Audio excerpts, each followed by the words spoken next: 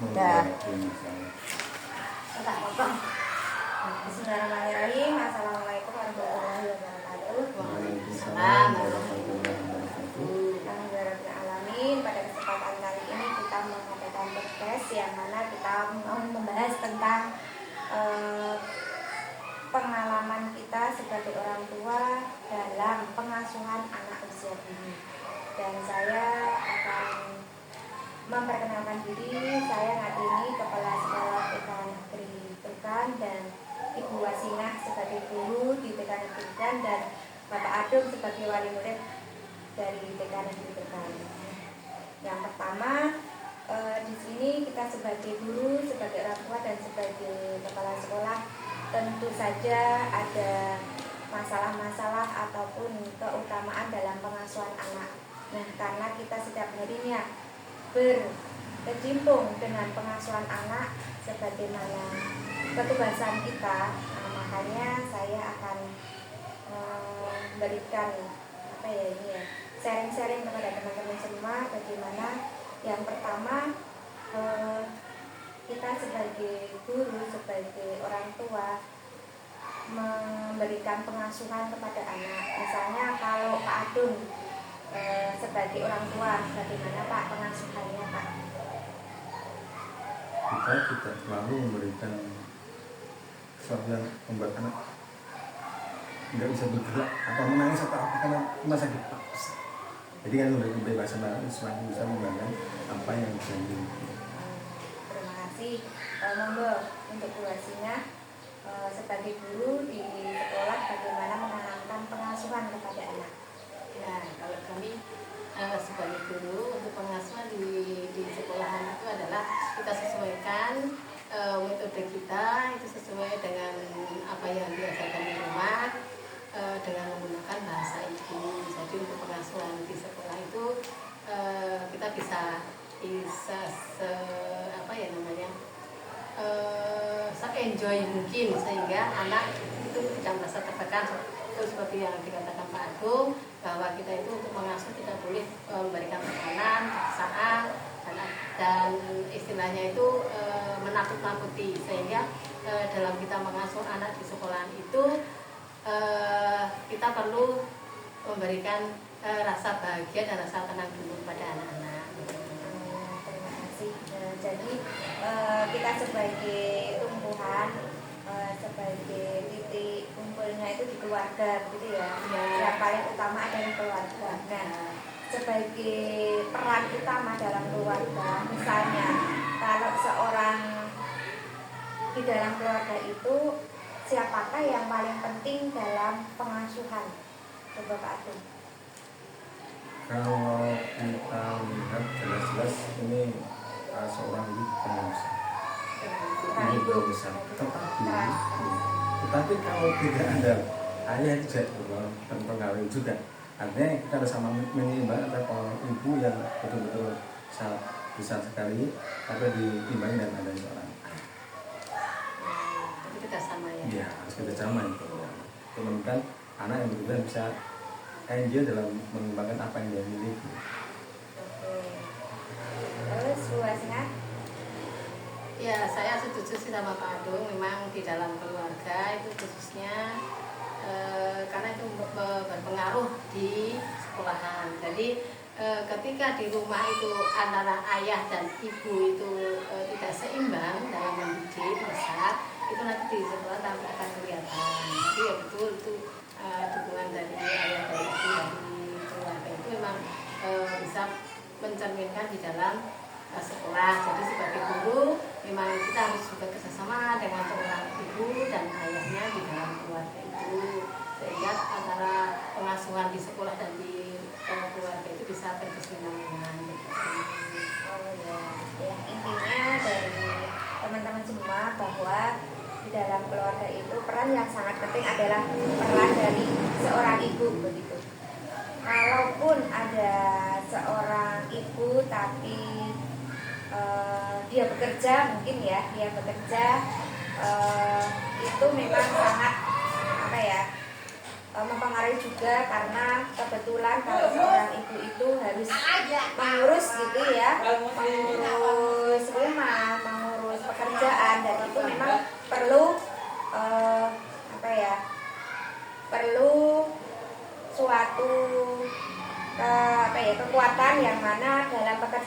nanti di sekolah, di rumah juga akan berpengaruh begitu ya. Jadi intinya di sini kita harus saling berkolaborasi gitu ya, berkolaborasi antara ibu, ayah ataupun anggota keluarga yang ada. Nah, selain itu kita sebagai orang tua di sekolah dan di rumah itu apa yang menjadi kompetensi yang sangat penting, kompetensi yang harus ditunjukkan gitu ya, peran apa sebagai keluarga itu gitu ya. Peran Ya. Jadi peran keluarga itu ada tujuh ya. 7 peran dalam keluarga. Yang pertama adalah ekonomi, itu memberikan makan, minum, itu jelas ya. Keluarga itu jelas harus itu tanggung jawab yang sangat kuat. Kemudian reputasi dan status itu sebagai memberi kedudukan dan nama baik keluarga. Jadi jangan memberikan label pada anak ini, misal jenenge Tutik kok dijenengi Pak Ijem, itu jangan gitu ya. Atau memang anaknya itu punya kalau sesuatu yang berbeda, itu jangan dilabel kamu anak nakal, jangan, itu jangan sekali-kali. Kemudian untuk pendidikan kalau di sekolah sebagai guru kami membentuk pengetahuan, sikap dan keterampilan bagi anak didik. Kalau untuk perlindungan itu menjadi perlindungan bagi anak didik, mengasuh seperti orang tua di sendiri. Begitu. Kemudian agama itu menjadi wadah terbentuknya pengetahuan dan nilai religius stakeholder di sekolah. Kemudian untuk rekreasi mengadakan rekreasi juga penting ya. Jadi untuk kita mengadakan rekreasi setiap tahun sekali bagi anak-anak, bahkan bisa dengan bekerjasama dengan wali murid. Kemudian yang terakhir adalah kasih sayang. Kasih sayang adalah sangat penting sekali, itu sebagai wadah kasih sayang murid dan orang tua di sekolah, karena guru adalah sebagai orang tua yang kedua di sekolah selain di rumah itu sama orang tua sendiri. Demikian itu ya peran ibu ataupun guru yang ada di sekolah yang telah disampaikan oleh Bu Hasina, yaitu sebagai berperan sebagai orang tua di sekolah yang mana semua elemen-elemen itu sudah dilaksanakan. Nah, kalau di rumah bagaimana Pak Adung? Sebagai orang tua kewajiban kita mengasuh anak, selain kasih sayang, selain memberikan kebutuhan-kebutuhan yang lain yang sering dilaksanakan apa? Kami dari pihak keluarga hanya bisa memberikan apa yang diinginkan anak, dan kita membatasi jangan sampai juga anak lepas dari pengamatan kita di rumah. Yang jelas kami juga sangat berterima kasih sekali atas apa yang telah diberikan oleh ibu kepala sekolah dan ibu guru di TK anak kami, semakin membuat perkembangan kami yang di rumah juga dengan pendidikan anak, tapi akan semakin menambah pendidikan untuk anak yang lebih optimal di sekolah dan di ibu dan ibu kepala sekolah berikan. Demikian, terima kasih. Nah, selanjutnya kalau menurut kita itu ya tadi ya, perlindungan untuk anak, perlindungan untuk anak didik kita di sekolah itu ya, itu sangatlah diperlukan, karena dimana kalau kita tidak bisa berkolaborasi, kita tidak saling bekerja sama antara ibu dengan guru gitu ya, ibu di rumah, keluarga di rumah dengan guru di sekolah, maka tidak akan tujuannya itu akan berjalan dengan optimal. Nah, di sini begitu pentingnya gitu ya, yang paling dominan pengasuhan di rumah maupun di sekolah itu adalah ibu gitu ya tadi ya, dari bangun tidur, dari mereka minta disuapin, mereka persiapan untuk sekolah gitu ya, dan hingga sampai besok di dewasa kelak. Nah, sekarang kalau itu pengembangan kompetensi apa saja yang harus dilakukan gitu ya untuk perkembangan pengasuhan anak.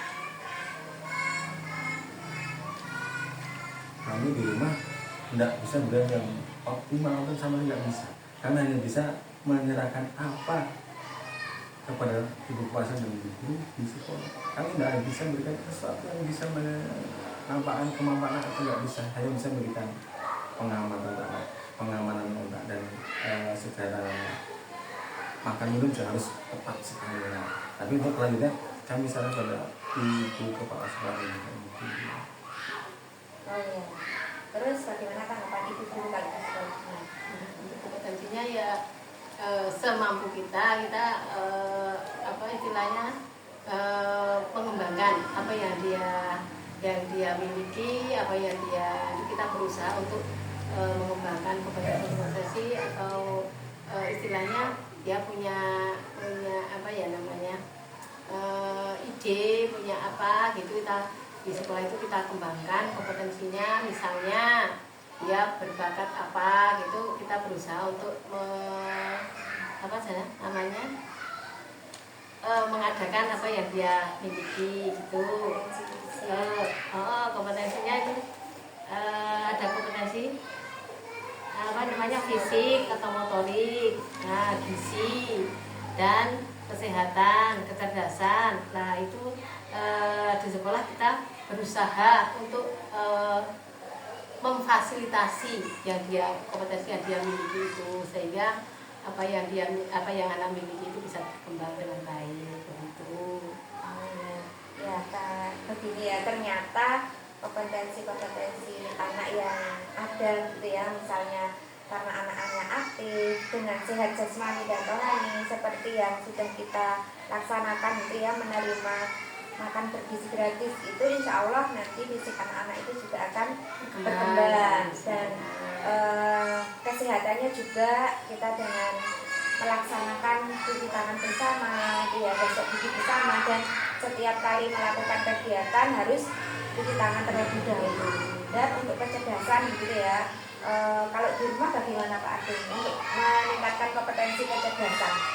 Itu kami cuma bisa memberikan kebiasaan yang baik untuk anak, umpamanya aja kalau nanti dia kan ada sarapan pagi kan, nah dia saya suruh untuk siap cuci tangan dulu sebelumnya, kalau siap cuci tangan, nanti kalau sudah selesai juga cuci tangan. Nah itu yang pertama. Kemudian yang perlu kami terapkan juga yaitu pada waktu sebelum dia tidur namanya, atau perlu juga dia ke belakang dulu untuk buang air kecil bisa, atau bahkan air besar juga bisa. Nah itu harus kita biasakan. Kenapa? Biar nanti anak betul-betul di sekolah pun semakin bisa mengembangkan tradisi yang terbiasa di rumah, dan dibangun di sekolah juga tidak terlalu memberatkan ibu guru. Oh iya, terima kasih. Jadi pengayoman gitu ya, dan melatih dengan kalau di rumah diajari dengan BAB gitu ya, BAB sendiri. Kalau di sekolah pun bagaimana upayanya? Ya sama, kalau di sekolah kita juga dilatih dengan untuk kemandirian itu, misal itu kita biasakan tuh cuci tanganku sendiri tapi dengan pengamatan kita. Kemudian toilet training itu juga kita pantau, misalnya anak buang air kecil itu kita di sekolah juga kita latih begitu agar bisa mandiri, bisa dengan benar cara apa namanya BAB-nya begitu. Kemudian selain itu pembiasaan, misalnya makan itu juga harus memakai tangan kanan, sebelum makan berdoa dulu begitu. Oke, terima kasih. Ternyata gitu ya, banyak orang tua yang ada saat ini mereka pengasuhannya dilimpahkan kepada orang lain, misalnya dengan pembantunya, dengan babysisternya. Nah itu kalau di sekolah itu memang kita sebagai guru wajib menerima dengan apapun keadaan anaknya. Dan kalau di rumah misalnya dengan pembantunya yang tidak sesuai dengan pendidikannya, itu bagaimana sikap kita sebagai orang tua maupun guru? Tunggu Pak Dung. Pak Adung gimana? Kalau saya lihat, karena kebetulan keluarga kami tidak seperti yang digambarkan tadi, itu kami untuk berusaha menjaga apa yang diberikan oleh pembantu itu tidak membuat anak merasa tersingkir. Jadi dan orang tua tetap harus ada saat-saat dimana pamit pada orang tua tetap ada. Jadi ya, nanti kalau nanti ibunya sibuk bekerja di luar, itu tetap harus ada perhatian kepada anak. Ayahnya nggak sama seperti itu. Agar apa? Agar porsi anak dan orang tua harus tetap seimbang, dan jangan sampai tidak membuat suatu perbedaan yang jauh, membuat nanti terjadi pertikaian atau apa. Nah, itu permasalahan yang sangat bisa terjadi tentunya. Terus kalau di sehat Ya, kalau sebagai guru mencikapi seperti itu, kita juga tetap walaupun itu diasuh oleh istilahnya dalam tanda petik ya, itu adalah pengasuh, semua tetap kita ajarkan apapun itu karakter orang yang ada. Selain itu kita harus bekerja sama dengan orang tua. Ya, tetap kerjasama dengan orang tuanya, meskipun itu sudah diserahkan ke pembantu, tapi dari pihak sekolah tetap kerjasama dengan orang tuanya, memohon untuk orang tua tetap menyempatkan waktunya untuk anaknya, walaupun beberapa waktunya, waktu punya waktu senggang sebentar pun harus dimanfaatkan untuk anaknya. Demikian. Oh iya, terima kasih. Semoga apa yang kita laksanakan, sharing-sharing kita pada podcast kali ini bermanfaat dan saat ini begitu ya. Terima kasih. Semoga dengan pembicaraan kita pada podcast kali ini, pengasuhan anak yang ada di rumah maupun di sekolah itu akan berjalan dengan baik, dan kita tentu saja perlu kolaborasi gitu ya, yang baik antara orang tua dengan guru maupun kepala sekolah yang ada di sekolah, dan bagaimana pengasuhan yang benar seperti itu. Dan mohon maaf banyak kekurangan, dan kita perlu tingkatkan lagi nanti apa-apa yang belum kita laksanakan di sekolah, di rumah untuk pengasuhan atau peningkatan pengasuhan anak ini. Terima kasih, saya akhiri. Wassalamualaikum warahmatullahi wabarakatuh. Waalaikumsalam warahmatullahi wabarakatuh. Jika rasa ya. Itu udah di kopi ya. Ya.